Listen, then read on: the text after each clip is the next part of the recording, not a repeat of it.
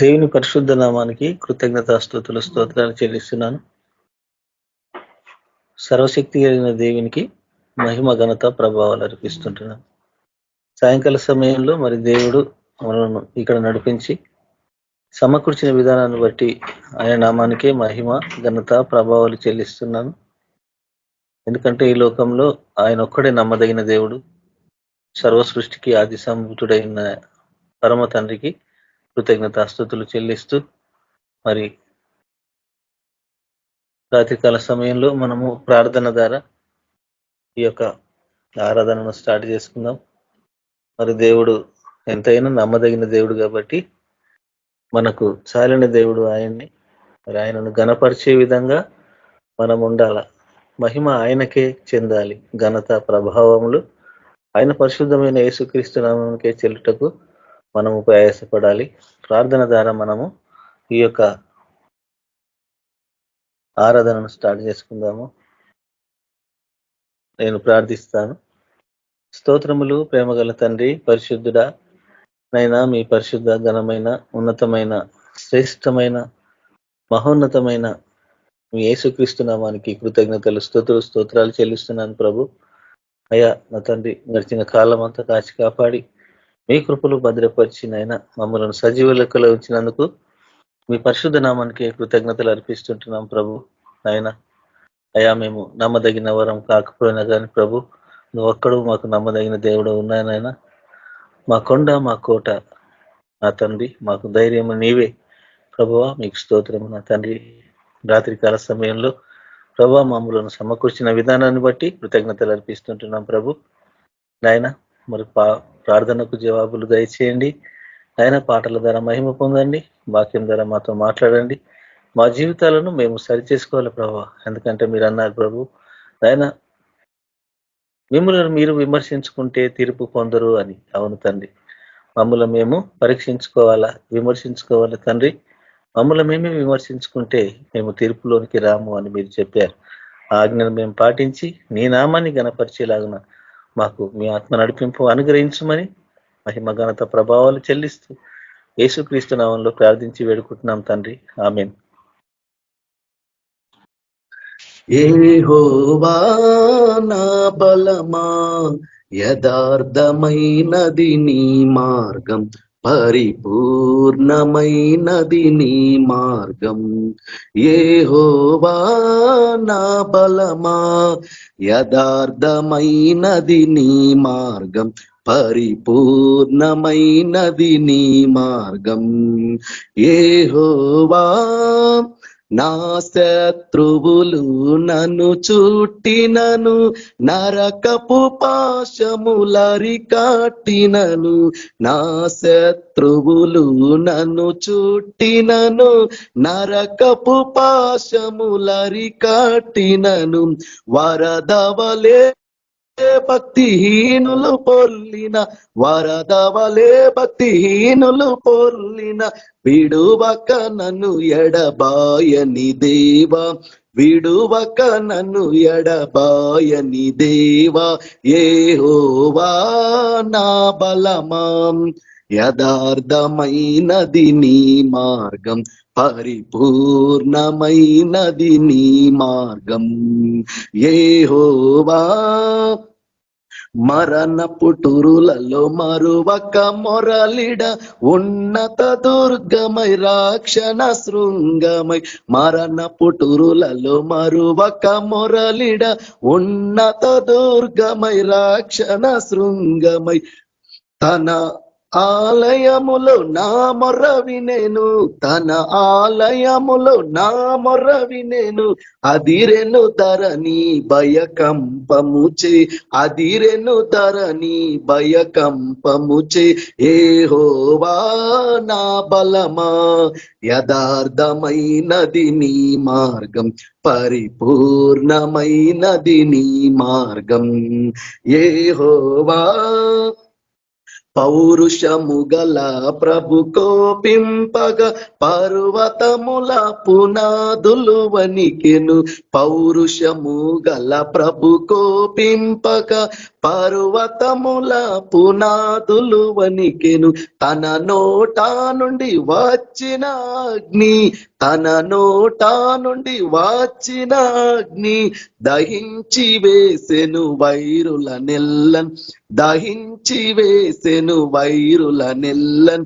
యెహోవా నా బలమాం, యథార్థమైనది నీ మార్గం, పరిపూర్ణమైనది నీ మార్గం.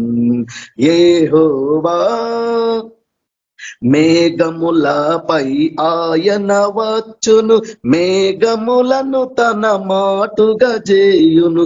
మేఘములపై ఆయన వచ్చును, మేఘములను తన మాటుగా చేయును. ఉరుముల మెరుపులు మెండుగా చేసి, ఉరుముల మెరుపులు మెండుగా చేసి అపజయమిచ్చును అపవాదికి, అపజయమిచ్చెను అపవాదికి. యెహోవా నా బలమాం, యథార్థమైనది నీ మార్గం, పరిపూర్ణమైనది నీ మార్గం. యెహోవా దయగల వారిపై దయ చూపించును, కఠినుల ఎడల వికటము చూపును. దయగల వారిపై దయ చూపించును, కఠినుల ఎడల వికటము చూపును. గర్విష్ఠుల యొక్క గర్వము ననచును, గర్విష్ఠుల యొక్క గర్వము అనచును. సర్వము నెరిగిన సర్వాధికారి, సర్వము నెరిగిన సర్వాధికారి. యెహోవా నా బలమా, యథార్థమైనది నీ మార్గం, పరిపూర్ణమైనది నీ మార్గం. యెహోవా నా దీపమును వెలిగించువాడు, నా చీకటిని వెలుగుగా చేయును. నా దీపమును వెలిగించువాడు, నా చీకటిని వెలుగుగా చేయును. జలరాశుల నుండి బలమైన చేతితో, జలరాశుల నుండి బలమైన చేతితో వెలుపల చేర్చిన బలమైన దేవుడు, వెలుపల చేర్చిన బలమైన దేవుడు. యెహోవా నా బలమా, యథార్థమైనది నీ మార్గం, పరిపూర్ణమైనది నీ మార్గం. యెహోవా నా కాళ్ళను లేడి కాలుగా చేసి, ఎత్తైన స్థలములో శక్తితో నిలిపి. నా కాళ్ళను లేడి కాళ్ళగా చేసి, ఎత్తైన స్థలములో శక్తితో నిలిపి. రక్షణ కేడము నాకందించి, రక్షణ కేడము నాకందించి, అక్షయముగా తన పాక్షము చేర్చిన, అక్షయముగా తన పాక్షము చేర్చిన. యెహోవా నా బలమా, యథార్థమైనది నీ మార్గం, పరిపూర్ణమైనది నీ మార్గం. యెహోవా, యెహోవా జీవము గల దేవా, బహుగా స్తుతులకు అర్హుడ నీవే. యెహోవా జీవము గల దేవా, బహుగా స్తుతులకు అర్హుడ నీవే. అన్యజనులలో ధన్యత చూపుచు, అన్యజనులలో ధన్యత చూపుచు, హల్లెలూయా స్తుతి గానము చేసేదా, హల్లెలూయా స్తుతి గానము చేసేదా. యెహోవా నా బలమా, యథార్థమైనది నీ మార్గం, పరిపూర్ణమైనది నీ మార్గం. యథార్థమైనది నీ మార్గం, పరిపూర్ణమైనది నీ మార్గం. యెహోవా. హల్లెలూయా. థాంక్స్ అన్న. ప్రైజ్ లార్డ్ అన్న. Praise Lord brother, thank you. దేవుడు మిమ్మల్ని దీవించును గాక. మరి నేనే ఒక పాట పాడతాను. నీ దేహమును నమ్మబోకు,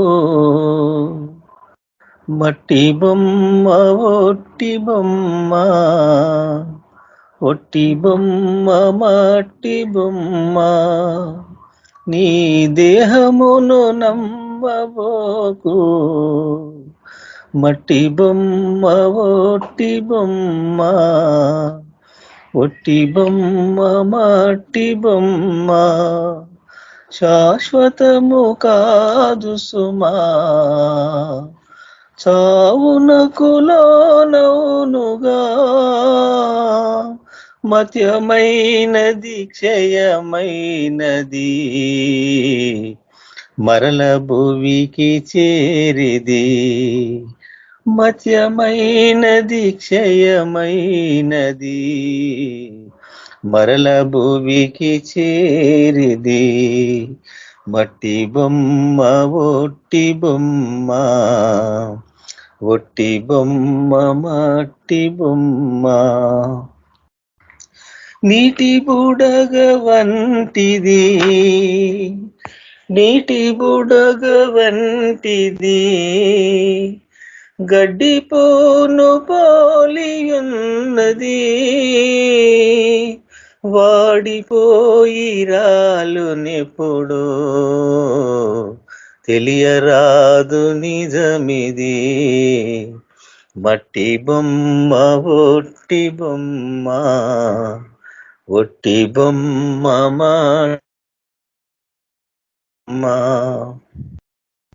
క్రామకోద మదమత్సరములకు, క్రామకోద మదమత్సరములకు నిలయము నీ దేహము, క్రామకోద మదమత్సరములు నిలయము నీ దేహము,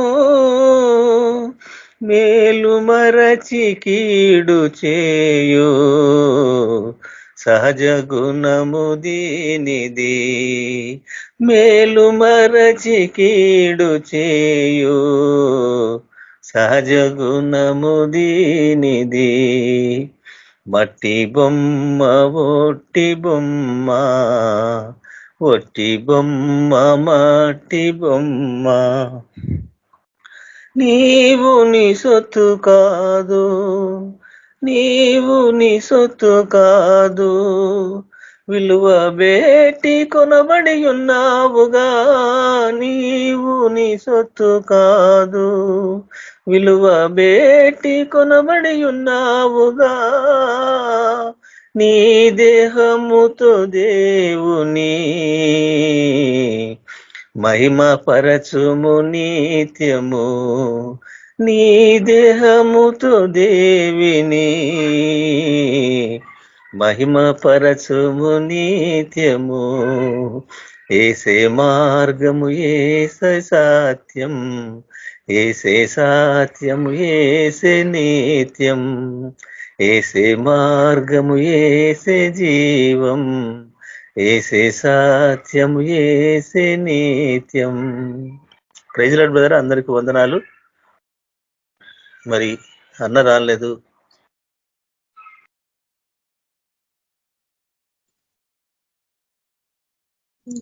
సరే చేస్తున్నా. స్తోత్రం గొప్ప దేవానికి వందనాలు చేస్తాం దాన్ని. మరి ప్రార్థన చేసిన శోభ ఇటు ప్రార్థన ఆలపించండి, విడుదల దయచేయండి, స్వస్థత దయచేయండి, అవసరం తీర్చండి. దేవ యాదగిరి ప్రదర్శన ప్రార్థన బ్రదర్ మీరు ముట్టండి, స్వస్థపరచండి, మనకి అవసరాలు తీర్చండి. నీ సాక్షిగా బిడ్డ జీవించాలా, కుటుంబ రక్షణ పొందాలా శోభ, నువ్వే నిజమే మేము తెలుసుకోవాలా శోభ, మీరే సాయం తెచ్చండి. కుటుంబంతో మీ సాక్షిగా ఉండాలా శోభ, మీరే సాయం తెచ్చండి. మన విధంగా అబ్బి కోసం ప్రార్థన బ్రదర్ ముందు స్వస్థపరిచి అవసరాలు తీర్చి మంచిగా దయచండి, విడుదల రక్షణ మార్గం తెచ్చండి, అవసరాలు తీర్చండి, విడుదల దయచండి. గొప్ప దేవానికి పొందాలా చేసినాం తండ్రి.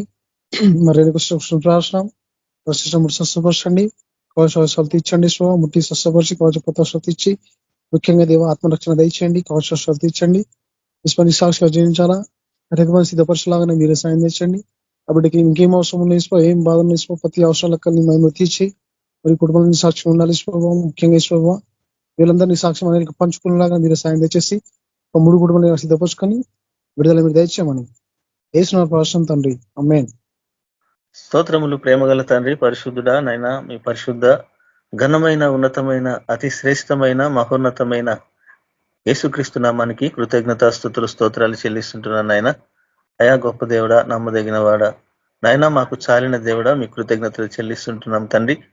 నాయన గడిచిన కాలం అంతా కాచి కాపాడి మీ కృపలో భద్రపరిచి నాయన మమ్మల్ని సజీవ లెక్కలో ఉంచిన దేవా, మీకు స్తుతులు స్తోత్రాలు కృతజ్ఞతలు అర్పిస్తుంటున్నాం. నీవే మాకు రాజువు, రక్షకుడవు, కాపరివి, ఇమ్మనీయులువై మమ్మల్ని కాచి కాపాడుతున్నాం. మహాగణుడ మీకు స్తోత్రం చెల్లిస్తుంటున్నాం తండ్రి. నాయన ఆకాశ మహాకాశములు పటజాలని దేవుడవు తండ్రి, మీ పరిశుద్ధ నామానికి స్తోత్రాలు స్తుతులు చెల్లిస్తుంటున్నాం నాయన. ప్రభువా నా తండ్రి, మరి సుందర్రావు బ్రదర్ గురించి ప్రార్థిస్తుంటున్నాం నాయన. ప్రభువా మరి అతనిలో ఏ బలహీనతను యేసుక్రీస్తు నామంలో కొట్టివేయండి. నీ బలము శక్తి నాయన మీ రక్త ప్రోక్షణ కుమ్మరించండి. మంచి ఆరోగ్యాన్ని దయచేయండి ప్రభు. నాయన ఆ బిడ్డను ముట్టి తాకి స్వస్థత కలగజేసి రక్షణలో నడిపించి నాయన మీ నామానికి మహిమ తెచ్చే బిడ్డగా సాక్షిగా నిలబెట్టుకోమని ప్రార్థిస్తుంటున్నాం తండ్రి. మీకు స్తోత్రం. ఎలిషమ్మ గురించి ప్రార్థిస్తుంటున్నాం. ఎలిషమ్మ సిస్టర్ గురించి ప్రభువ, కన్నా ఆపరేషన్ గురించి నాయన బీపీ నార్మల్ ఉండాల ప్రభువ, మీరే సహాయం అనుగ్రహించండి ప్రభా. మీరే ముట్టి తాకి స్వస్థత కలగజేయండి. మంచి ఆరోగ్యం అనుగ్రహించండి, ధైర్యం అనుగ్రహించండి ప్రభా. మీకు స్తోత్రం చెల్లిస్తుంటున్నాం నాయన. అలాగే నా తండ్రి ఉదయ సిస్టర్ ఉన్నారు ప్రభా హాస్పిటల్లో. నా తండ్రి నాయన ఆ గాయముల నుంచి విడుదల దయచేయండి. ఆ గాయము చేయవాడవు నీవే, మాన్పు వాడవు నీవే నా తండ్రి. నాయన ఆ గాయములు కట్టి ప్రభు స్వస్థత కలగజేయండి. వాళ్ళకి రక్షణ లేదు ప్రభు. నా తండ్రి మేము వెళ్ళి ప్రార్థిస్తుంటున్నాం. ఆయన మా ప్రార్థనకు జవాబు దయచేయండి. ఆ కుటుంబాన్ని మొత్తం రక్షణలోకి నడుచులాగిన మీరే స్వస్థత కలగజేసి మీరే రక్షించుకోమని ప్రార్థిస్తుంటున్నాం నాయన.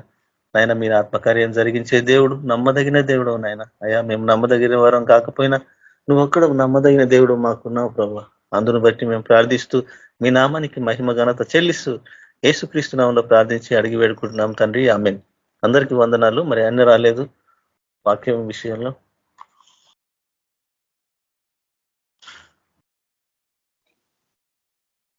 అందరికీ ప్రైజ్ ది లార్డ్.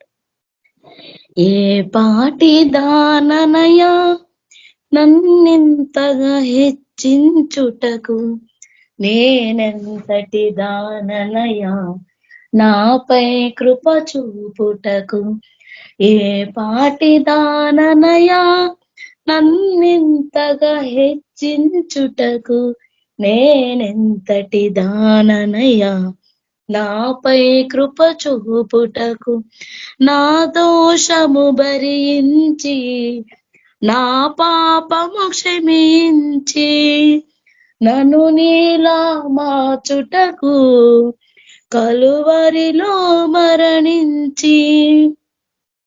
నా దోషము భరించి నా పాపము క్షమించి నన్ను నీలా మార్చుటకు కలువరిలో మరణించి. ప్రేమించే ప్రేమమయుడా నీ ప్రేమకు పరిమితులేవి. కృప చూపు కృపగల దేవా నీ కృపకు సాటి ఏది. ఏ పాటి దాననయా నన్నెంతగా హెచ్చించుటకు, నేనెంతటి దాననయా నాపై కృప చూపుటకు. ఏ పాటి దాననయా నన్నెంతగా హెచ్చించుటకు, నేనెంతటి దాననయా నాపై కృప చూపుటకు. కష్టాల కడలిలో కన్నీటి లోయలలో నా తోడు నిలిచావు, నన్నాదరించావు. కష్టాల కడలిలో కన్నీటి లోయలలో నా తోడు నిలిచావు, నన్నాదరించావు. అందరూ నన్ను విడచిన నన్ను విడువని యేసయ్యా, విడువను ఎడబాయనని నా తోడై నిలచితివా. అందరూ నన్ను విడచిన నన్ను విడువని యేసయ్యా, విడువను ఎడబాయనని నా తోడై నిలచితివా. ప్రేమించే ప్రేమమయుడా నీ ప్రేమకు పరిమితులేవి. కృప చూపు కృపగల దేవా నీ కృపకు సాటి ఏది. ప్రేమించే ప్రేమమయుడా నీ ప్రేమకు పరిమితులేవి. కృప చూపు కృపగల దేవా నీ కృపకు సాటి ఏది. ఏ పాటి దాననయా నన్నింతగా హెచ్చించుటకు, నేనెంతటి దాననయా నాపై కృప చూపుటకు. ఏ పాటి దాననయా నీ ప్రేమను మరువలేనయ్యా, నీ సాక్షిగా బ్రతికదనే సయ్యా. నేనొందిన నీ కృపను ప్రకటింతును బ్రతుకంతా. నీ ప్రేమను మరువలేనయ్యా, నీ సాక్షిగా బ్రతికదనే సయ్యా. నేనొందిన నీ కృపను ప్రకటింతును బ్రతుకంతా. నేనొందిన ఈ జయము నీవిచ్చినదేనయ్యా, నీవిచ్చిన జీవముకై స్తోత్రము యేసయ్యా. నేనొందిన ఈ జయము నీవిచ్చినదేనయ్యా, నీవిచ్చిన జీవముకై స్తోత్రము యేసయ్యా. ప్రేమించే ప్రేమమయుడా నీ ప్రేమకు పరిమితులేవి. కృప చూపు కృపగల దేవా నీ కృపకు సాటి ఏది. ప్రేమించే ప్రేమమయుడా నీ ప్రేమకు పరిమితులేవి. కృప చూపు కృపగల దేవా నీ కృపకు సాటి ఏది. ఏ పాటి దాననయా నన్నింతగా హెచ్చించుటకు, నేనెంతటి దాననయా నాపై కృప చూపుటకు. ఏ పాటి దాననయా. హల్లెలూయా. ప్రైజ్ లో నా థాంక్ యూ అమ్మా. Praise Lord sister. దేవుడు మిమ్మల్ని దీవించిన గాక. థ్యాంక్ యూ అన్నా.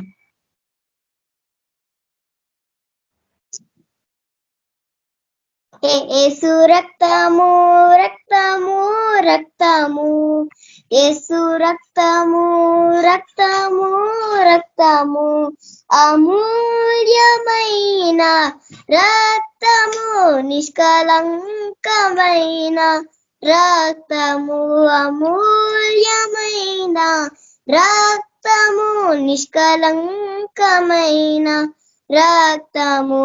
యేసు రక్తము రక్తము రక్తము, యేసు రక్తము రక్తము రక్తము, ప్రతి ఘోర పాపమును కడుగును మన యేసయ్యా రక్తము.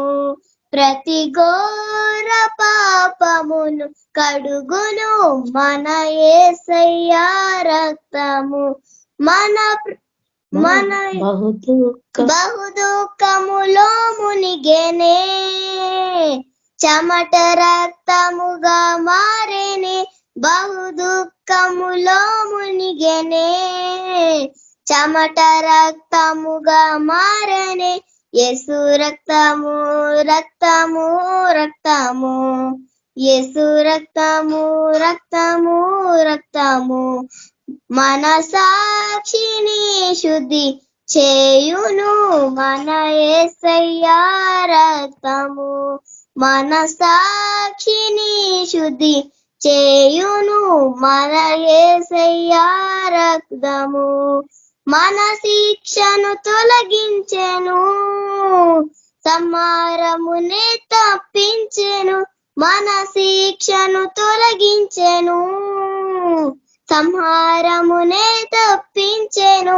యేసు రక్తము రక్తము రక్తము, యేసు రక్తము రక్తము రక్తము, అమూల్యమైన రక్తము, నిష్కలంకమైన రక్తము, అమూల్యమైన రక్తము, నిష్కలంకమైన రక్తము.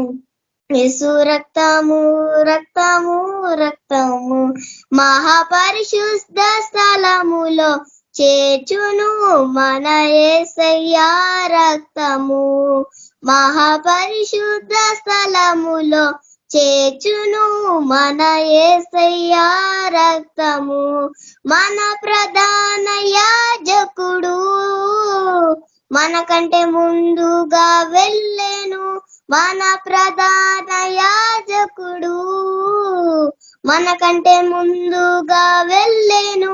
యేసు రక్తము రక్తము రక్తము యేసు రక్తము రక్తము రక్తము అమూల్యమైన రక్తము నిష్కలంకమైన రక్తము అమూల్యమైన రక్తము నిష్కలంకమైన రక్తము యేసు రక్తము రక్తము రక్తము యేసు రక్తము రక్తము రక్తము. Praise lord. Thank you uncle. Praise lord పాప. Thank you. God bless you. Thank you uncle. దేవుడు ప్రైజ్ లార్డ్ అన్నా. ప్రార్థన చేద్దాం. పరిశుద్ధుల వగు తండ్రి, సర్వోన్నతులకు మా దేవ, మీకు సమస్త ఘనత మహిమ ప్రభావం చెల్లించుకొని చిన్నాం. ఉదయం నుంచి ఇంత వాళ్ళు కాచి కాపాడి ప్రభావ మీ శరీరత్నాల్లో పాల్గొనే యోగ్యతను భాగ్యాన్ని మాకు ఇచ్చినందుకు వందనాలనైనా, సురక్షితంగా తను మళ్ళీ ఇంటికి చేసినందుకు మీకు ఎంతో వందనాలు తండ్రి. ఈ సాయంత్రం సన్న కొంతసేపు ప్రభావ మీ సన్నిధిలో సమయం గడపాలని ఆశపడుతుండగా మా హృదయాలకున్న ఆశని తృప్తిపరచండి ప్రభావ. మీ స్వరం విని మేము ప్రభావ అనేకమైన విషయాలు నేర్చుకొని వాటి ప్రకారంగా జీవించాలా. అటువంటి జీవితం మాకు అందరికి అనుగ్రహించండి. ముఖ్యంగా ప్రభావ మాకు సాక్ష్యాన్ని అనుగ్రహించండి. అనేకులతో మేము అది పంచుకోవాలా. అటువంటి భాగ్యాన్ని మాకు అందరికి అనుగ్రహించమని వింటున్న వారి జీవితాలలో ఓ ప్రభావ నూతన కారం జరిగి పరిశుద్ధ నామమున ప్రార్థిస్తున్నాం తండ్రి. ఆమేన్. ఈరోజు మార్చ్ 2వ తారీఖు 2025 సంవత్సరం బాబిలోనియన్ గ్రిగోరియన్ క్యాలెండర్ ప్రకారంగా మనము ప్రకటన గ్రంథంలోని 20వ అధ్యాయాన్ని కొన్ని వారాల నుంచి ధ్యానిస్తా ఉన్నాము. సరే, ఈరోజు కొంచెం లేట్గా రావడం జరిగింది ఒక దూరం నుంచి. కాబట్టి తర్వాత ఈ స్కైప్ కనెక్టివిటీ ప్రాబ్లం ఉంది నాకు ల్యాప్టాప్ లో, అందుకని మొబైల్ నుంచి చేయడం జరుగుతుంది. సరే, ఎటువంటి ప్రాబ్లమ్స్ ఉన్నా కానీ ప్రభు సహాయకుడు టెక్నాలజీ నాలెడ్జ్ ఇచ్చిండు. అర్థం కాని ఇవన్నీ కూడా అర్థం చేసుకుంటే ఆ యొక్క నడిపింపు దయచేసిండు దేవుడు. కాబట్టి దేవునికి వందనాలు అర్పించుకుంటున్నాం, కృతజ్ఞతలు అర్పించుకుంటున్నాం. మనం ఉంటుంది ఖచ్చితంగా బబులోను కాలము. బబులోనికి ఎటువంటి దుస్థితి పడుతుంది అనేది మనము 19వ అధ్యాయం వరకు ధ్యానించినాం. బబులోనికి సంబంధించిన బోధ 14వ అధ్యాయం తర్వాత ఆరంభమవుతుంది. 15వ అధ్యాయం నుంచి మొదలుకొని 19వ అధ్యాయం వరకు ఎటువంటి దుస్థితి పడుతుంది అనేది మనం చూస్తున్నాం. తర్వాత 20వ అధ్యాయంలో సైతానికి ఎటువంటి దుస్థితి పడుతుంది అనేది మనం చూస్తున్నాం. ఆయన నీతిగల న్యాయవాది కాబట్టి ఆయన మొదట దేవుని ఇంటి వద్దనే తీర్పుని ఆరంభిస్తున్నాడు. ఆ విధానాలను మనం అన్ని ఆ యొక్క 6 బూరలకు సంబంధించిన బోధలో ధ్యానించినాము. 7వ బూర అంటే సమాప్తం. అటనే 7 పాత్రలు, 7 ముద్రలు, ఇవన్నిటి గురించి మనం ధ్యానిస్తా ఉన్నాము. 7వ బూర ఊదినప్పుడు సమాప్తమైన చూస్తున్నాం. కాబట్టి అన్ని 7, 7, 7, 6, 6, 6 అంటే సైతాను ప్రజలకి సాదృశ్యం. అట్లనే 7, 7, 7 అంటే దేవుని బిడ్డలకు సాదృశ్యం అని మనం కొంతకాలం క్రిందట ధ్యానిస్తా ఉన్నాం. సైతానుడు వాని ప్రజలని వాడు 6, 6, 6 అనే సంఖ్యతో ముద్రించుకుంటానని నేను చూపించిన వాటికి సంబంధించిన ఎన్నో మర్మాలు మనకి దేవుడు బయలుపరిచింది. ఎందుకంటే బైబిల్లోనే చూపిస్తుంది అది. అది కొన్ని ప్రాచీన పత్రికలలో 665 అని రాయబడిందని. దానికి ఒక సంఖ్య ఎందుకు కలిపిందో ఈరోజు మనకు తెలియదు, కానీ తెలుగు బైబిల్లోనే ఉంది ఫుట్ నోట్స్ లో 665 అని. కాబట్టి 665 కరెక్టా లేక 666 కరెక్టా, లేక ఇంగ్లీష్ బైబిల్లో చెప్పబడినట్లు 660 మరియు 6 అని రాయబడింది. అంటే 660,6 అని రాయబడింది. ఏది కరెక్ట్ అనేది కొన్ని దీర్ఘంగా మనం రికార్డింగ్స్ చేసినాం. కొన్ని గంటల రికార్డింగ్స్ ఉంటాయి. ఇప్పుడు రోజన్నా హాలిడే రోజు వాటన్నిటిని పెట్టుకొని విన్నది ఒక బడికి పోతున్న స్టూడెంట్ లాగా వాటిని నేర్చుకోండి. ఇంకా వేరే అవకాశం లేదు మీకు. ఎందుకంటే ఇవన్నీ చెప్పబడ్డాయి ఆల్రెడీ, ఇవన్నీ బయలుపరచబడ్డాయి, ముద్రలు విప్పబడ్డాయి. దేవుడు మనకు వాటన్నిటిని చూపించేసిండు. ఇంకా స్పెషల్ గా కొత్తగా వాటిని చూసేది మనకి ఏం అవకాశం లేదు. ఒకవేళ దేవుడికి ఇంకా మరి విశేషంగా లోతైన అనుభవం ఇస్తే మటుకు అక్కడి నుంచి నువ్వు ముందు తీసుకొని పోవచ్చు. ఇవన్నీ అంతే. నాకు ఒక దశ వరకు బయలుపరచబడ్డాయి, నేను రిలీజ్ చేసుకున్నాను. మీకు ఇంకొక దశ నుంచి బయలుపరచబడితే మీరు వాటిని ముందు తీసుకెళ్ళండి. ఎందుకంటే బైబుల్ అంతా ప్రోగ్రెసివ్ ప్రాఫెసీ, లేక బైబుల్ జ్ఞానం అనేది ప్రోగ్రెసివ్ జ్ఞానం అంటాం. అంటే 2000 సంవత్సరాల క్రితం చెప్పబడినట్టు వాక్యము అది ఏబిసిడీస్ అయితే, ఈ రోజు చెప్పబడుతున్న వాక్యాలు XYZ అంటే సంపూర్తి. ఏబిసిడీలు అంటే చిన్నపిల్లలకు సంబంధించింది, XYZ అంటేనేమో పెద్దవాళ్ళకి సంబంధించింది. కాబట్టి మీ యొక్క ఆత్మీయ స్థితి ఏబిసిడి దశలో ఉంటే ఆ దేవుని యందు నమ్మిక ఉంచిన వాడవు అన్నట్టు. కానీ XYZ దిగినవంటే నువ్వు ఆత్మలో పరిపక్వం చెందిన వాడవు, పరిపక్వం చెందిన దానవు. దాని తర్వాత నీ ఆత్మీయ జీవితం సంపూర్తి అయినప్పుడు ముఖాముఖిగా ప్రభుని చూడడము, దేవదూతలతో సంభాషించడము, అటువంటి స్థితికి నువ్వు ఎదుగుతావు అన్నట్టు. కాబట్టి ఇవన్నీ ప్రభు యోహాను భక్తునికి బయలుపరిచాడు. అతనికి కొన్ని అర్థం కాలేదు 2000 సంవత్సరాల క్రితం. ఆయన మటుకు వీటిని రాసి భద్రపరచమన్నాడు. మన కాలం వరకు ముద్రలు వేయొద్దని చెప్పిండు. కాబట్టి మనం అర్థం చేసుకోగలుగుతున్నాం. కాబట్టి పోయిన వారము 20వ అధ్యాయంలోని ఉపోద్ఘాతాన్ని మనం చూస్తా ఉన్నాము. తర్వాత రకరకాల అంశములు, ఒక్కొక్క శీర్షిక లాగా మనం వాటిని చూస్తా ఉన్నాము. ఈరోజు మొదటిదిగా 20వ అధ్యాయము మొదటి 6 వర్షాలను మనం చూడబోతున్నాం. ఒక విషయమైన, ఒక ముఖ్యమైన అంశము అదే 1000 సంవత్సరములు లేక 1000 పరిపాలన అంటారు చాలా మటుకు బైబుల్ థియాలజీ స్టడీస్ లో, బైబుల్ స్టడీస్ లో. ఈ 1000 పరిపాలన, 1000 కాలంలో ఏం జరుగుతుంది, ఇది ఎప్పుడు 1000 ఎప్పటిది, ఇవి జరిగిపోయినాయా, జరగబోతున్నాయా, జరుగుతున్నాయా, అవి మనం చూసినాం కదా పోయిన వారం. మొదటిదిగా ప్రీ మిలేనియలిజం అని అంటారని తెలుగులో కూడా మనం చూసిన వాటిని. ప్రీ మిలేనియలిజం అంటే 1000 ఏళ్లకు ముందు అని అర్థం. యేసు ప్రభు తిరిగి రానై ఉన్నాడు ఎప్పుడు అంటే 1000 ఏళ్లకు ముందే అని ఒక బోధ ప్రపంచాత్మకంగా. రెండవ బోధ 1000 ఏళ్ల తర్వాత అని. మూడవ బోధ అసలు 1000 ఏళ్ళు అనేది సాదృశ్యమైంది, చిహ్న పరంగా చెప్పబడింది, నిజమైన 1000 ఏళ్ళు కాదు అని కూడా ఒక బోధ ఉంది ప్రపంచాత్మకంగా. అంటే సహస్రాబ్దపు అంటాం, అంటే 1000 ఏళ్ళు అంటే సహస్రాబ్దపు అంటాం. పూర్వ సహస్రాబ్దపు రాజ్య సిద్ధాంతం అంటే ప్రీ మిలియనిజం అంటాం.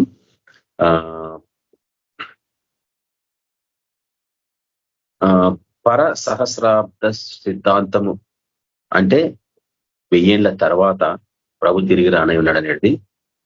మూడవదిగా సహస్రాబ్దము లేదనే సిద్ధాంతం, అంటే అసలు లిటరల్ గా అంటే ప్రకృతి సహజంగా 1000 ఏళ్ళు కాదు అని చెప్పబడే బోధ. కాబట్టి అనేక పర్యాలు మనకి బయలుపరచబడ్డప్పుడు నేను ఒక ప్రశ్న వేస్తా ఉంటాను, నువ్వు దేన్ని నమ్ముతున్నావు, దేని యందు విశ్వాసం ఉంచినావు? నీ సొంత జ్ఞానము ఉపయోగించినట్లయితే ఏం జరుగుతుందంటే ఏదో ఒక స్థితిలో ఏదో ఒక దాన్ని ఒప్పుకోక తప్పదు. నువ్వు తీర్మానించుకోవాల్సింది ఏంటంటే ఏదో ఒక దాని దగ్గర ఉండిపోతావు, లేకపోతే ఎక్కడున్నావో కూడా నీకు తెలియదు అన్నట్టు. అదే రీతిగా pre trip rapture, during rapture, post trip rapture అనే బోధ మనం కొంతకాలం కింద ధ్యానించినాం. ప్రీ ట్రిప్ అంటే శ్రమలకు ముందు సంఘం ఎత్తబడుతుందన్న బోధ. శ్రమల కాలంలో మధ్యలో అంటే 3.5 సంవత్సరాల తర్వాత మధ్యలో 7 సంవత్సరాలు శ్రమలు ఉంటే 3.5 సంవత్సరం మధ్యలో అంటే 3.5 సంవత్సరాలు ముగింపగానే తక్కిన 3.5 సంవత్సరాల శ్రమలు అనుభవిస్తారు. అది డ్యూరింగ్ ప్రీ ట్రిప్ ర్యాప్చర్ అంటాం, డ్యూరింగ్ ట్రిబులేషన్ ర్యాప్చర్ అంటాం. మూడవదిగా పోస్ట్ ట్రిప్ ర్యాప్చర్ అంటాం, అంటే పోస్ట్ ట్రిప్ అంటే శ్రమలు, ఆ దినముల శ్రమలు ముగిసినాక అని అంటాడు మన ప్రభు. పోస్ట్ ట్రిప్ ర్యాప్చర్ అంటాడు. ఆ దినముల శ్రమలు ముగిసిన వెంటనే చీకటి సూర్యుని కమ్మును, చంద్రుడు కాంతులు ఇవ్వడు, నక్షత్రములు రాలును అని చెప్తుంటాడు. అది పోస్ట్ ట్రిప్ ర్యాప్చర్ అని చాలా మంది నమ్ముతా ఉంటారు. సరే, నువ్వు ఏ బోధ నమ్ముతావు అనేది మీకు చెప్తున్నాను, ఎందుకంటే ఏది కూడా బలవంతం ఉండదు కదా. కానీ నేను మటుకు ఒక సిద్ధాంతాన్ని నమ్ముకున్నాను, అది అనేక మందికి చూపించిన కూడా. నేను పోస్ట్ ట్రిప్ ర్యాప్చర్ నమ్ముతాననేసి నేను చెప్పిన అనేక పర్యాలు. ఎందుకంటే కడబూర మ్రోగినాంకనే అని ఆరంభమైతే వాక్యాలు. పునరుద్ధానానికి రిజరెక్షన్ అంటాం ఇంగ్లీష్ లో, పునరుద్ధానానికి ర్యాప్చర్కి చాలా తేడా ఉంటుంది. బైబుల్ పునరుద్ధానాన్ని సూచిస్తూ ఉంటుంది. ముఖ్యంగా మొదటి దశ రాష్ట్ర పత్రికలో చూస్తాం. అది పునరుద్ధానికి సంబంధించిన బోధ 4వ అధ్యాయం. కానీ దాన్ని ఎత్తబడే సంఘానికి సంబంధించిన బోధ అని అనేకులు దాన్ని ప్రకటిస్తూ ఉంటారు. దానికి సంబంధించిన ఆధారాలు ఎన్నో చూపించిన నేను. వీడియో రికార్డింగ్స్ కూడా మన ఉన్నాయి యూట్యూబ్ లో. చాలా కాలం కింద, ఒక 4 సంవత్సరాల క్రితం వీడియోస్ అవి అన్ని. అందులో ఈ సంఘము ఎత్తబడుట అన్న బోధ ఎప్పుడు ఆరంభమైంది? ఎందుకంటే కొన్ని బోధలు, మోసకరమైన బోధలు, సంఘాన్ని మోసంలో నడిపించిన బోధలు ఎన్నో ఉన్నాయి. అందులో ఇది ఒకటి అనేది మనం చూసినాం. ఎత్తబడడం ఉందా లేదా అనేది ఒక బోధ అయితే, అది శ్రమలకు ముందు ఎత్తబడుతుందా, శ్రమల తర్వాత ఎత్తబడుతుందా, శ్రమలకు మధ్యలో ఎత్తబడుతుందా అనేది 3 రకాల మతపరమైన గుంపులు. అంటే మొత్తం 4 గుంపులు ఉన్నాయి. 4 మతాలుగా విభజింపబడింది క్రైస్తవ జీవితం. మీరు వచ్చి ఎవరిని అడిగినా కానీ స్ట్రైట్ గా చెప్తారు, శ్రమలకు ముందే నేను ఎత్తబడతా అని. మళ్ళీ శ్రమలకు ముందే ఎత్తబడితే సంఘము ఎక్కడుంటది అంటే, విడబడ్డ వారంతా ఏం జరుగుతుంది? వాళ్ళకి ఎవడు సువార్త చెప్తాడు? మంచి వాళ్ళంతా ఎత్తబడితే శ్రమలలో ఉన్నవాడికి ఎవడు సువార్త చెప్తాడు? వాడు నశించిపోవాల్సిందేనా? దేవుని దృష్టి అది కాదు కదా. దేవుని తలంపు, ఆయన ప్రణాళిక అది కాదు కదా. ఎవరు నశించుకోవడం మనకి ఇష్టం లేదు. కాబట్టి కడబూర మ్రోగినప్పుడు మీరు మార్పు చెందుదురు అన్నాడు మొదటి కొరింథీయుల రాష్ట్ర పత్రిక 15వ అధ్యాయంలో. కాబట్టి కడబూర అంటే 7వ బూర. అదే మొదటి దశలోని రాష్ట్ర పత్రిక 4వ అధ్యాయంలో అతను అంటాడు, దేవుని బూరతో ప్రభు దిగి వచ్చును. ఏ బూర? అక్కడ కడబూర అని, ఇక్కడ మొదటి బూర అంటాడా? కొరింథీయుల్లో కడబూర అని చెప్పి దశలోని రాష్ట్ర పత్రికకు వచ్చేటప్పటికి మొదటి బూర అంటాడా, లేక 2వ బూర, 3వ బూర, 4, 5, 6 అంటాడా?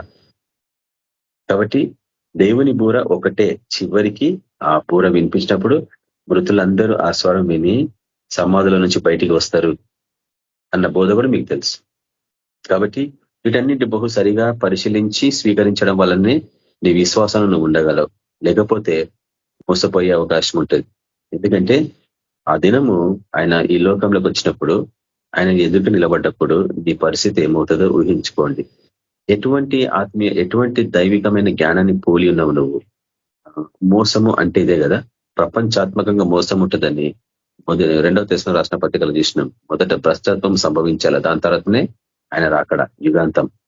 కాబట్టి ఇది మోసానికి సంబంధించిన విషయాలు ఇప్పుడు మనం బహు దీర్ఘంగా చూడబోతున్నాము. ఒకసారి చూడండి, ప్రకటన గ్రంథము 20వ అధ్యాయము 1వ వచనం. దానికి ముందు ఏం జరిగిందో నేను గతంలో చూపించిన. ప్రకటన గ్రంథము 19వ అధ్యాయంకి వచ్చేటప్పటికి ఆయన మహాభవనానికి తీర్పు తీర్చినాక ఆయన తన పెళ్లి కుమార్తె కొరకు దిగి రావడము, దాని తర్వాత ఏం జరిగింది అనేది మనం చూడబోతున్నాం. పెళ్లి కుమార్తె తను స్వీకరించినాక ఏం జరుగుతుంది అనేది ఘటసర్పానికి జరగబోయే శిక్ష అన్నట్టు. చూడండి, 1వ వచనం, ప్రకటన గ్రంథము 20వ అధ్యాయము 1వ వచనం. మరియు పెద్ద సంఖ్యలను చేత పట్టుకొని అగాధం యొక్క తాళపు చెవి గల ఒక దేవదూత పరలోకం నుండి దిగి వచ్చుట చూచి తిని. కాబట్టి ఒక దేవదూత పరలోకం నుండి దిగి వస్తున్నాడు. దేనికి సంబంధించింది? అగాధం యొక్క తాళపు చెవి. అయితే ఈ సమస్త సృష్టి మీద అధికారం పొందుకున్న వారు ఎవరు అన్నప్పుడు యేసుప్రభువు అని చెప్తాం మనం. కాబట్టి అగాధం యొక్క తాళపు చెవి అంటే అది అధికారం కదా. నరకం మీద కూడా అతనికి అధికారం ఉంది అన్న. పరలోకం ఉందే కానీ, భూమి అందే కానీ, భూమి క్రిందే కానీ ఆయనకున్న ఆ నామానుకున్న అధికారం ఇంకా ఆధిక్యత దేనికి లేదని కూడా మనకు తెలుసు వాక్యం. కాబట్టి దేవదూత పరలోకం దిగి వచ్చిన చూచి తిని అతడు ఆది సర్పమును అనగా అపవాదియు సాతానును ఆ ఘట సర్పమును పట్టుకొని 1000 సంవత్సరములు వాడిని బంధించి అగాధంలో పడవేశాను. కాబట్టి బైబిల్ అంతట్లో మనం చూస్తాం, సైతానుని ఓడించిన వాడు ఒక మిఖాయేలు దేవదూతని. ఇంకెవరు ఓడించలేకపోయినారు. గాబ్రియల్ దూత కూడా వాడిని ఓడించలేకపోయినని మనం చూస్తాం దానియేలు గ్రంథంలో. గాబ్రియల్ దూతని వాడు అడ్డగించిండని మనం చూస్తాం దానియేలు గ్రంథంలో. ఎందుకంటే గాబ్రియల్ దూతకున్న పరిచర్య వేరే, లూసిఫర్కు ఉన్న పరిచర్య వేరే, మిఖాయేల్కి ఇచ్చిన పరిచర్య వేరే. వీళ్ళందరూ ప్రధాన దూతలు వీళ్ళందరూ.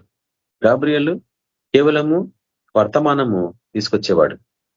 కానీ మిఖాయేలు ఆయన సైన్యాలకి కెప్టెన్ లాగా ఉంటాడు. ఆయన సైన్యాన్ని నడిపించేవాడు. ఆయన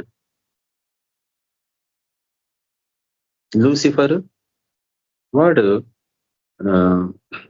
వాడి పరిచర్య మీకు తెలుసు. ఒకప్పుడు దేవదూతలాగా ఉన్నప్పుడు వాడి పరిచర్య దేవుణ్ణి స్తుతించడానికి అనేకులని ఆరాధనలో నడిపించేవాడు.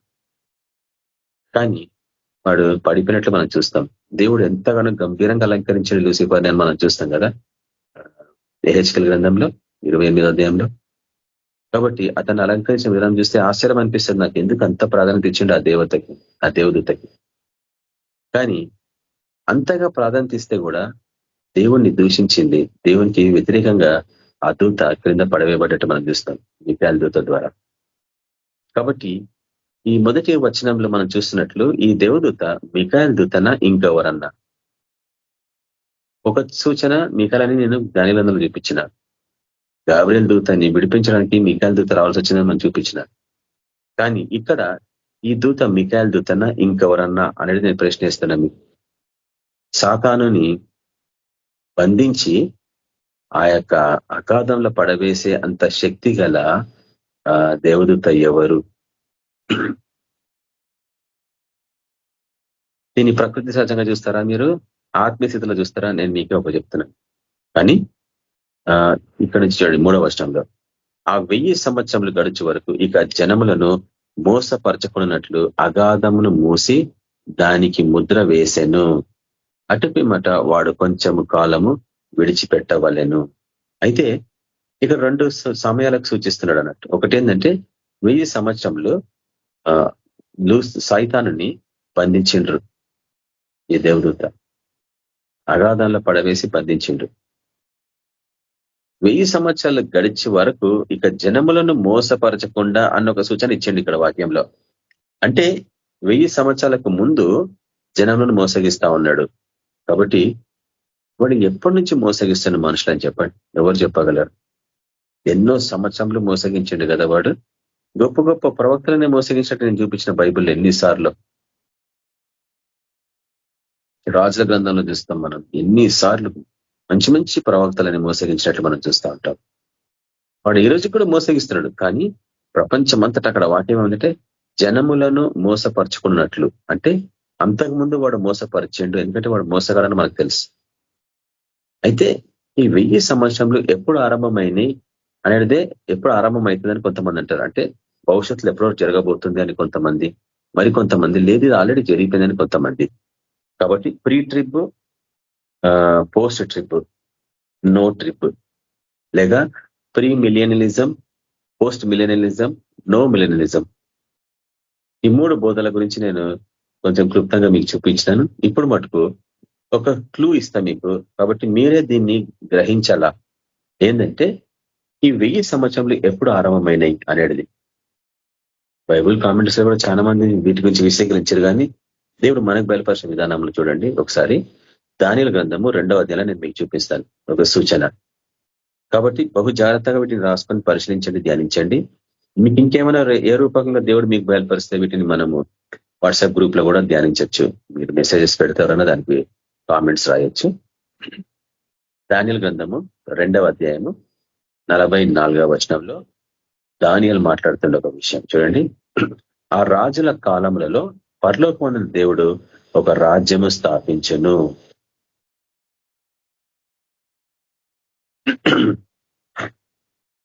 దేవుడు ఒక రాజ్యం స్థాపించెను, దానికి ఎన్నటికీ నాశనము కలుగదు. ఆ రాజ్యము దాన్ని పొందిన వారికి గాక మరి ఎవరికి చెందదు. అది ముందు చెప్పిన రాజ్యములన్నిటినీ పగలగొట్టి నిర్మూలము చేయును గాని అది యుగ యుగముల వరకు నిలుచును. కాబట్టి ఒక రాజ్యం గురించి దేవుడు మాట్లాడుతున్నాడు. అది కొన్ని రికార్డింగ్స్ లో మీరు గతంలో చూసింటారు కూడా.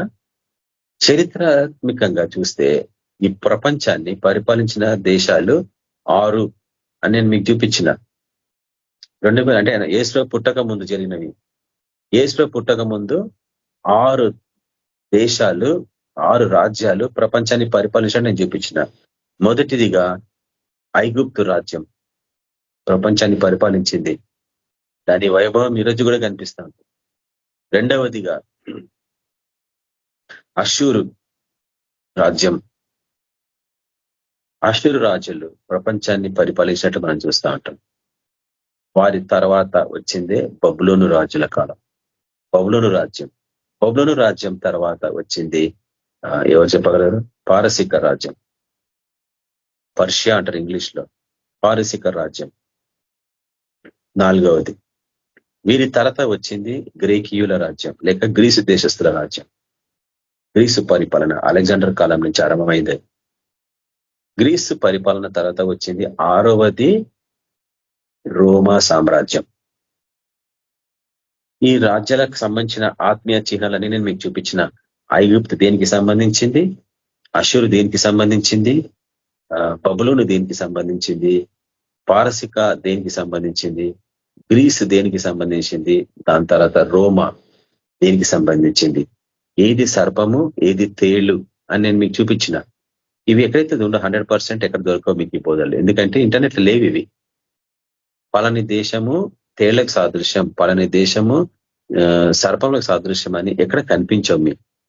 మనం ఎట్లా గ్రహించగలిగినామంటే జేమ్స్ స్ట్రాంగ్ నంబర్స్ చూడగలిగినాం కాబట్టి వాటిని గ్రహించగలిగినాం. అంత డీటెయిల్ గా రీసెర్చ్ చేయడం బహు కష్టం. ఎంతో సమయం కావాలని ఎంతో ప్రార్థన జీవితం అవసరం. కొన్ని గంటలు పెట్టాల్సి వస్తుంది వాటి మీద. నీకు అంత అవకాశం ఉంటే పెట్టుకోవచ్చు. కానీ ఈ రోజులలో మటుకు అవకాశం ఉండదు. నేను చెప్తున్నా, ఒకానొక టైంలో ఇచ్చిన అవకాశము దేవుడు మళ్ళా నీకు ఇవ్వడు. ఈరోజు వాక్యం చెప్తున్నా, దీపం ఉండగానే ఇల్లు చక్కబెరుచుకోవాలనేసి అనేక పర్యాలు చెప్తా ఉంటారు. కానీ ఎవడు దాన్ని పాటించిండు? దీపం ఆరిపోయినాక నువ్వు ఎట్లా చక్కబెరుచుకుంటావు ఇంటిని? ఈరోజు అందరూ శ్రమల పాలు కావడానికి కారణం అదే, కష్టాల పాలు కావడానికి అదే, అప్పుల పాలు కావడానికి అదే కారణం. దీపము ఉండగా ఇల్లు చక్కపరచుకోలేకపోవడం వల్ల జరిగే అనర్థాలు. దేవుని వాక్యం కూడా అంతే. వయసు మళ్ళినా కూడా దర్శనాలు లేవు, కళలు లేవు, ఆయన స్వరం వినడం లేనేలేదు, వరాలు పొందుకోవడమే లేదు. ఏ రీతిగా ఆయన పేరుకు నువ్వు సాక్షిగా జీవించగలవు? నువ్వు రక్షణ పిలిపిస్తే మనుషులు నిజంగా రక్షణకు వస్తుండ్రా? ఎందుకంటే నీ ఆత్మీయ స్థితి, అధికారము అంతగా ఎదుకోలేదు, పొందుకోలేకపోయినావు. ఆత్మీయ ప్రపంచంలో, ఆ సామ్రాజ్యాలలో, ఆత్మీయ సామ్రాజ్యాలలో నీకొక ఆధిపత్యం ఇవ్వాల దేవుడు. అప్పుడే అక్కడున్న ఆత్మలు నేను గుర్తించగలవు, నీ మాట వినగలవు. అటువంటి ఆత్మీయ అనుభవంలోనికి పోవాలంటే లోకాతీతంగా జీవించే వారికి 100% అసాధ్యం అది. ఇంకా శరీర వ్యామోహాలకి బానిసలైపోయి జీవించే వాళ్ళకి అవి అసాధ్యం అన్నట్టు. కళ్ళకు కనిపించని ప్రపంచాలు ఉన్నాయి, అందులో అడుగుపెట్టాలని నేను ఆ అనుభవము ఈ శరీరంలో ఉన్నంత వరకు నేను ఎట్టి పరిస్థితిగా పోగొట్టుకోవద్దు అన్న తపన కలిగిన వాడి జీవితం వేరేగా ఉంటుంది. లేకపోతే మళ్ళీ తెల్లవారు లేస్తే ఈ లోకంలో ఎట్లా సంపాదించుకోవాలా, ఏది సాధించుకోవాలా, ఏమి తిందుమా, ఏమి త్రాగుదామా, ఏమి ధరించుదామా అన్న జీవితం అన్నట్టు. మనం అట్లా ఉండడానికి వీల్లేదు. కాబట్టి తండ్రి మాట్లాడుతున్న మాట, మన దేవుడు, తండ్రి అయిన దేవుడు ఏమంటుండంటే, ఆ రాజుల కాలంలో, అంటే ఈ 6 రాజుల కాలం, అంటే ఐగుప్తు, అషూరు, నేను చూపించిన గతంలో రికార్డింగ్స్ లో ఐగుప్తు రాజ్యము ఆరంభమైనప్పుడు అది ముగించక ముందే అషూరు రాజ్యం ఆరంభమైందని చూపించిన. అంటే ఈ రెండు కలిసి నడుస్తూ ఉంటాయి చరిత్రలో. తర్వాత అషూరు కాలము పరిపక్వం చెందినాక దాని పాపులారిటీ తిగిపోయే కొద్దీ బబులోను రాజ్యం ఆరంభమవుతుంది. అది గంభీరమైన రాజ్యం. ప్రపంచంలో ఎన్నెన్నో వింత రకమైన విషయాలు కనుక్కున్నారు వాళ్ళు.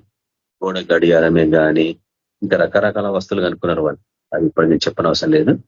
బబులోను కాలము పరిపక్వం చెందినాక నెబుకద్నెజర్ కాలం తర్వాత వారి కుమారుడు వస్తాడు. తన కుమారుడు వచ్చినాక ఆ రాజ్యం కూలిపోవడం మనం చూస్తూ ఉంటాం చరిత్రలో. దాని తర్వాత పారసిక రాజులు రావడం, దాన్ని పరిపాలించడం చూస్తూ ఉంటాం ప్రపంచాన్ని. ఆ పారసిక రాజ్యంలో ఆ పాపులారిటీ దిగిపోగానే గ్రీసు దేశస్తులు రావడము, అలెగ్జాండర్ వచ్చి ప్రపంచాన్ని పరిపాలించడం చూస్తుంటాం, విజయం పొందడం, యుద్ధాలు గెలవడం. దాని తర్వాత అలెగ్జాండర్ తర్వాత రోమా సామ్రాజ్యం లేక నెరో చక్రవర్తి, సీజర్ చక్రవర్తి, వీళ్ళ పేర్లు మీరు వింటారు చరిత్రలో. వీళ్ళు ఎంతో కఠినంగా ప్రపంచాన్ని పరిపాలించినట్లు మనం చూస్తూ ఉంటాం. అయితే ఈ రాజుల కాలంలో, అంటే 6 రాజ్యాలు ఇవి. ఈ రాజుల కాలంలో దేవుడు 7వ రాజ్యాన్ని స్థాపిస్తా అంటుండే, అదే పరలోక రాజ్యం. ఎప్పుడు ఆరంభమైంది చెప్పండి? బాప్తిజం ఇచ్చి యోహాను ప్రకటించిన దినం అది. పరలోక రాజ్యము సమీపించింది అని ఆరంభించింది ఆయన. ఎప్పుడు సమీపించింది? 2000 సంవత్సరాల క్రితం చెప్తున్నాడు ఆ పాని.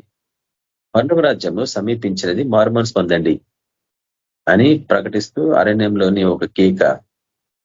అయితే పరలోక రాజ్యము ఎప్పుడు ఆరంభమైంది అన్నప్పుడు అది సమీపించింది. కానీ ఎప్పుడు ఆరంభమైంది? ఎప్పుడు ఆరంభమైంది అది ఈ రాజుల కాలంలో, అంటే ఐగుప్తు కాలంలోనే ఆరంభమైంది. ఒక చిన్న గుంపు నిర్గమకాండం పండుగలో మనం చూస్తాం, పస్కా పండుగ చేసుకుంటున్న గుంపు అది అక్కడ ఆరంభమైంది. దాని తర్వాత మనం చూస్తూ ఉంటాము అష్షూరు రాజుల కాలంలో ఆ రాజ్యం ఆరంభమైంది. బబులోను రాజుల కాలంలో దానియేలు ద్వారా అది ఆరంభమైంది చూస్తాం. షద్రక్ మెషక్ అబేద్నెగో కాలంలో, వారి కాలంలో అది ఆరంభమైంది మనం చూస్తాం. వారి ప్రార్థన జీవితాలు ఏ రీతిగా వాళ్ళు ఈ లోకపు రాజ్యం మీద అధికారం పొందుకున్నారు. దానియేలు అంటే అందరూ ఆయనను సాష్టాంగ పడి నమస్కారం చేసేవాళ్ళు. రాజు కూడా, నెబుకద్నెజర్ రాజు కూడా దానియేలు కాళ్ల మీద పడి నమస్కరించిన ఉంది వాక్యం.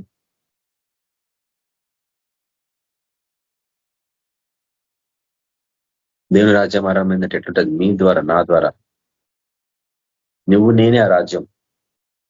అదే రీతిగా అలెగ్జాండర్ కాలంలో, లేక పారసిక రాజుల తర్వాత పారసిక రాజుల కాలంలో మనం చూస్తాము ఎస్తేరు రాణి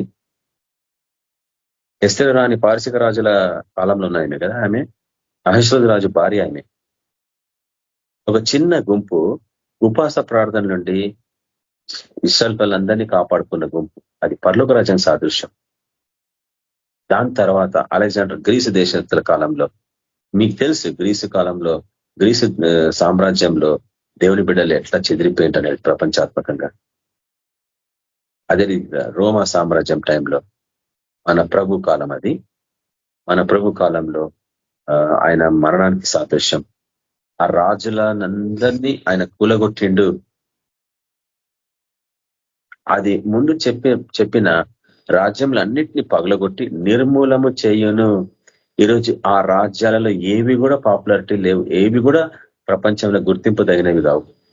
ఐగుప్తు పేదరికంతో బాధపడుతుంది, అషూర్ అడ్రస్ లేకుండా పోయింది.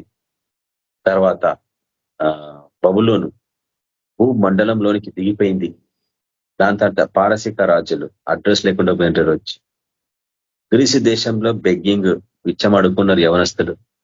2008వ సంవత్సరంలో ఆర్థిక స్థితి పతమైనప్పుడు యవనస్తులు రోడ్ల మీదకి వచ్చి మంచి డ్రెస్ వేసుకొని, క్రెడిట్ కార్డులు ఊడప్పుకుంటలేడు హోటల్స్ అలా తిందామంటే, క్రెడిట్ కార్డులు పెట్టుకొని కూడా పాపం వాడికి తిండి దొరకలే. అప్పుడు బెగ్గింగ్ రోడ్ల మీద ఇట్లా చేతులు చాపి బెగ్గింగ్ చేసిండ్రు. అడ్రస్ లేకుండా పోయింది ఈరోజు గ్రీస్ దేశం. రోమా సామ్రాజ్యం ఒకప్పుడు గడగడలాడించింది, మన ప్రభుని సెలవేసి చంపింది. ఆ రోజు మనుషులు భయపడేవారు. నెరో చక్రవర్తి వస్తున్నట్టే భయపడేవారు, సీజర్ వస్తున్నట్టే భయపడేవారు. ఈరోజు అడ్రస్ లేకుండా పోయింది, దాన్ని ఎవడు గుర్తించాడు. ఎందుకు? పరలోక రాజ్యం ఆరంభమైంది. ఇక్కడ తండ్రి స్థాపించిన ఆ రాజ్యం ఆరంభమైంది. ఆ రోజు నుంచి మొదలుకొని 1000 సంవత్సరాలు అయిపోయింది. ఉపమాని ఆత్మీయ స్థితిలో అర్థం చేసుకుంటే ఆ 1000 సంవత్సరాలు నిజంగా 1000 సంవత్సరాలు కాదు. ఎందుకంటే దేవుని దృష్టిలో ఒక దినము 1000 సంవత్సరాలతో కూడింది అంటాడు, ఒక దినము 1000 దినంతో కూడింది అంటాడు. కాబట్టి అది ఏ రీతిగా నువ్వు పోల్చుకుంటావు? ఆత్మీయంగా పోల్చుకుంటావా, ప్రకృతి సహజంగా పోల్చుకుంటావా? నేనైతే ఈరోజు స్ట్రాంగ్ నంబర్స్ ఓపెన్ చేయలేదు, ఎందుకంటే నాకు ఆనెస్ట్లీ నిజంగా టైమే దొరకలేదు. లేట్ గా రావడం జరిగింది. కర్నూలు హైవే మీద మేము ట్రాప్ అయిపోయినాం. ట్రాఫిక్ అక్కడే కనీసం 45 నిమిషాలు పట్టింది. లేకుంటే 1 గంట ముందే వచ్చేవాడిని హైదరాబాద్కి నేను.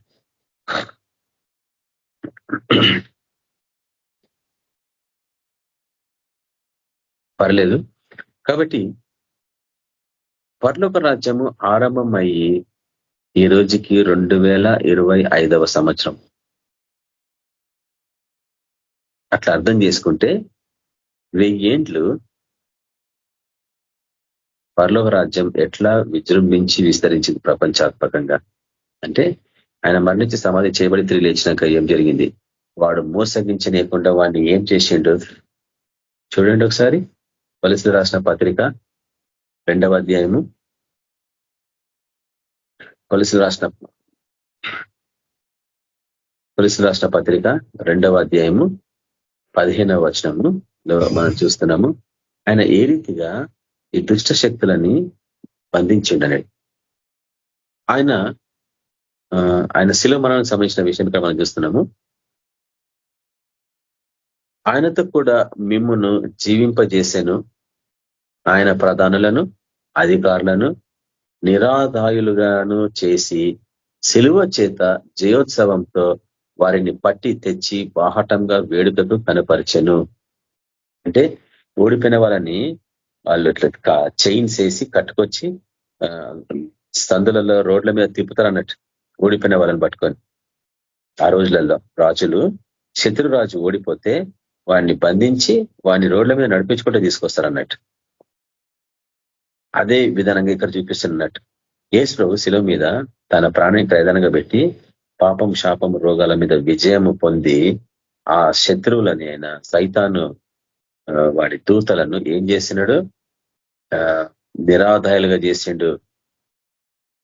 తర్వాత శిలువ చేత జయోత్సవముతో వారిని పట్టి తెచ్చి బాహటంగా వేడుకకు కనపరచను. అంటే ఎంత బాహటంగా చెప్తున్నాడంటే సైతాను శక్తులకి ఏ పవర్ లేదు, వాడికి ఏ ఆయుధం లేదు, నిరాదాయాలను చేసేసిన. చూడు ఇప్పుడు వాడు వేడుకకి అంటే ఎగ్జిబిషన్ లాగా పెట్టిన వాడిని అందరు చూచేలాగానే ఎగ్జిబిషన్ ఏదైనా వస్తువు పెడితే ఎట్లా చూస్తారో బాహటంగా ఎగ్జిబిషన్ గా చేస్తున్న వాడిని చూడండి. వాడికి ఏ ఆయుధం లేదు. ఒకప్పుడు ఉండే వాని దగ్గర వాని ఆయుధాలన్నీ నేను తీసేసిన. నిరాదాయుడు వాడు ఇప్పుడు నేను మోసగించినాడు, వాడిని బంధించేసి. ఇప్పుడు చెప్పండి, బంధించిన వాళ్ళు మికల్ దూతనా యేసు ప్రభువా?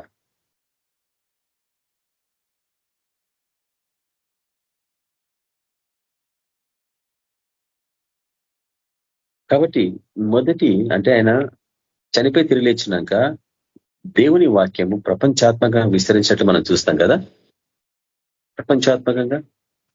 కానీ కరెక్ట్ గా మోసము ఎప్పుడు ఆరంభమైందో మీరు ఎవరైనా చెప్పగలరా? కరెక్ట్ గా పలాని డేటు పలాని తీర్థం చెప్పలేము. ఇవన్నీ సూచనలు కదా. కాబట్టి వాడు 1000 సంవత్సరంలో నిరాధారణగా ఉంటే ఈ యొక్క ప్రపంచాత్మకంగా సువార్త ప్రకటించబడినాక అనేక మంది రక్షణ పొందిన ఈరోజు ప్రపంచంలో క్రైస్తవుల సంఖ్య అన్నిటికంటే అధికమైన సంఖ్య అని తెలుసు మీకు.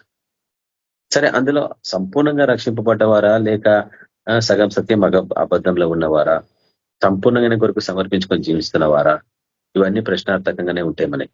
కానీ మోసము భ్రష్టత్వము సంభవించాల ప్రపంచమంతటా. వాడు బయట ఉంటేనే కానీ సంభవించదు అన్నట్టు. కాబట్టి వాడిని ఎట్లా బయటికి లాక్కొని వస్తారు అనేది మనం చూసినాం. 6వ బూరలో మనం చూస్తాం దాన్ని. 5వ బూరలో మనం చూస్తాం. 5వ బూరలో మనం ఏం చేస్తామంటే అగాధం నుంచి పొగ వంటిది రావడం, అందులో నుంచి మిడతలు బయటికి రావడం అని మనం చూసిన వాక్యం. ఈ పొగ దేనికి సంబంధించింది, మిడతలు దేనికి సంబంధించింది మనం చూపించిన తర్వాత 6వ బూర ఎప్పుడన్నా మనం చదువుతాం. నెక్స్ట్ వీక్ ఒకసారి చూస్తాం కావాలంటే. దానికి 6వ బూర ఊదినప్పుడు ఏం జరిగింది, పాతాళలోకపు తాళములు దేవదూతకు అనుగ్రహించబడ్డట్టు మనం అలా చూస్తాం. దాన్ని తెరిచినప్పుడు ఏం జరిగిందో మనం చూస్తాం. దాని తర్వాత సైతానికి మరణం మీద అధికారం అనుగ్రహించబడిందని మనం కూడా మనం చూస్తాం. కాబట్టి వాడు ఏ రూపకంగా ఈ సంఘాన్ని మోసగించిండు అన్న విషయాలను మనం బహుదీర్ఘంగా చూసినాం. అంటే ఎటువంటి బోధలతో వాడు మోసగించిండు, ఎటువంటి వాడి ఆయుధాలు తిరిగి ఎట్లా వాడు మన మీద ఉపయోగించాడు. వాడిని నిరాయుధానంగా చేస్తే వాడిని మనము మళ్ళా వానికి ఆయుధాలను మనం ఇచ్చిన వాళ్ళలాగా చూపించిన నేను మీకు వాక్యాలు. నీ జీవన విధానంలో నువ్వు పరిశుద్ధంగా జీవించకపోవడంలో, నువ్వు అపవిత్రంగా జీవించడం వలన, విగ్రహాలను తెచ్చిపెట్టుకోవడం వలన, ఆత్మలో నీ హృదయంలోని విగ్రహాన్ని తెచ్చిపెట్టుకోవడం వలన వానికి నువ్వే ఆయుధాలు ఇచ్చినవన్నీ నేను చూపించిన వాక్యం. కాబట్టి వాడి ఆయుధాలు ఏంది మీకు తెలుసు. ఆ ఆయుధాల ద్వారానే మోసగిస్తాడు ప్రపంచ అందరినీ మనుషులని. ఎట్లా మోసగిస్తాడు? నేత్రాశ, శరీరాశ, జీవకుటుంబం, ఇవే కదా వాడి 3 ఆయుధాలు.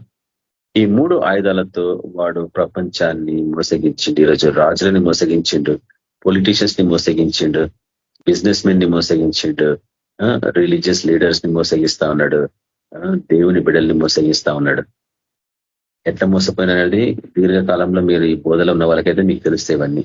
ఎట్లా క్రైస్తవ జీవితం మోసపోయిందని. మొదటి 2 గుంపులు ఎట్లా మోసపోయినాయి, మూడవ గుంపు ఎట్లా మోసపోయింది, సగం సత్యం సగం అబద్ధం ఉంది. 4వ గుంపు వీటిని గ్రహించి వాటి నుంచి బయటకు వచ్చిందని నేను మీకు చూపించిన.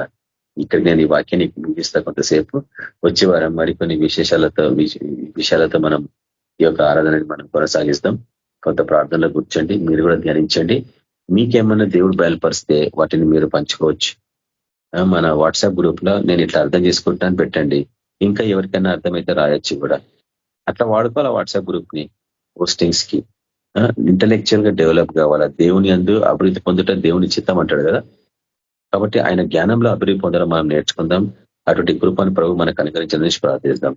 పరిశుద్ధ వగు తండ్రి, సర్వోన్నతుడు మా దేవ, మీకే కృతజ్ఞతలు అర్పించుకుంటున్నాం ప్రభు. ఈ యొక్క 1000 ఏండ్లకు సంబంధించిన విషయాలను మేము ధ్యానిస్తాంనైనా. మతపరమైన బోధలు ఓ ప్రభు, మతము 3గా విభజింపబడిందని మేము చూస్తా ఉన్నాం నైనా.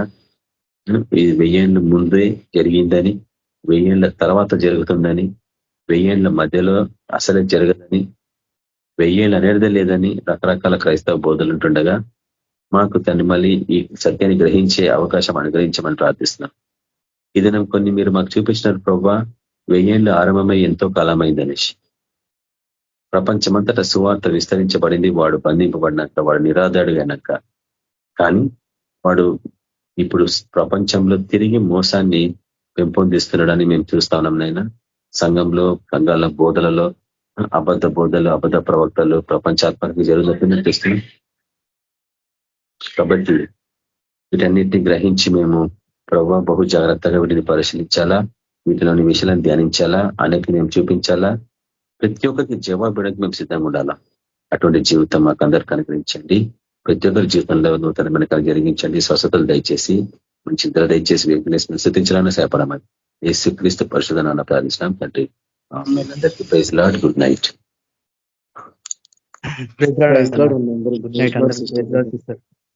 అందరికి ప్రైజ్ లార్డ్. Praise Lord.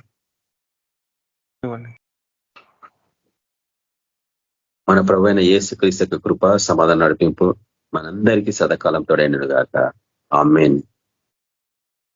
అందరికి ప్రైజ్ లార్డ్ అన్న. Praise Lord sisters and brothers. Praise Lord. అందరికి ప్రైజ్ లార్డ్ బ్రదర్స్ సిస్టర్స్. అందరికి ప్రైజ్ లార్డ్. అందరికి ప్రైజ్ ది లార్డ్.